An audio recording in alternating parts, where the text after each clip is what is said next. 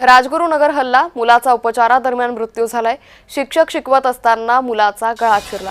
हल्ला करणारा विद्यार्थी दुचाकीवरून फरार झालाय। पुण्याच्या राजगुरुनगरमध्ये खासगी क्लासमध्ये गँगवॉर रंगल्याचं पाहायला मिळतंय। त्यामुळे राजगुरुनगरमध्ये हा भीषण असा हल्ला करण्यात आला। हल्ला करणारा विद्यार्थी दुचाकीवरून फरार झालेला आहे। शिक्षक शिकवत असतानाच मुलाचा गळा चिरला। पुण्याच्या राजगुरुनगरमध्ये खासगी क्लासमध्ये हे गँगवॉर झाल्याचं दिसून येत आहे। या संदर्भात अधिक माहिती घेऊयात आमचे प्रतिनिधी अमोल दरेकर यांच्याकडून। अमोल, शिक्षक शिकवत असतानाच या मुलाचा गळा चिरला, काय नेमकं प्रकरण?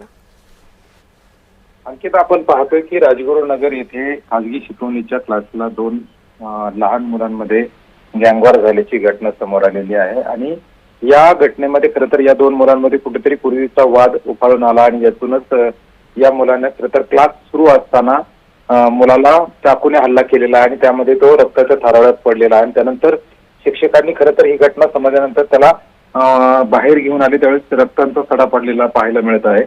आणि खरं तर तिथे समोर असणाऱ्या एका दुचाकीवाल्याला या ठिकाणी विद्यार्थ्याला हॉस्पिटलला घेऊन जाण्यासाठी रिक्वेस्ट केली आणि त्यानंतर खरं तर हा मुलगा दोन्ही मुलं खरं 10वीच्या वर्गात शिकणारी मुलं आहेत।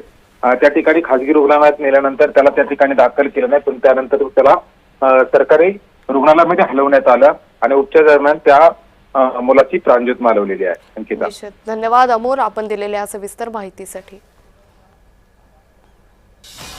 त्यामुळे राजगुरुनगरमध्ये हा हल्ला झाला। मुलाचा उपचारादरम्यान मृत्यू झाल्याची माहिती ही समोर येते। तर शिक्षक शिकवत असतानाच या मुलाचा गळा चिरला। मात्र अशा पद्धतीनं जर मुलांवरील हे गँगवॉर जर वाढत असतील तर याच्यावरती प्रशासनाकडून ठोस अशी उपाययोजना केली जाणं, कारवाई केली जाणं हे महत्त्वाचं आहे। शिक्षक शिकवत असतानाच या मुलाचा गळा चिरला गेला। राजगुरुनगरमधला या हल्ल्याची घटना सध्या समोर येतेय। या घटनेनं सर्वत्रच खळबळ माजली आहे।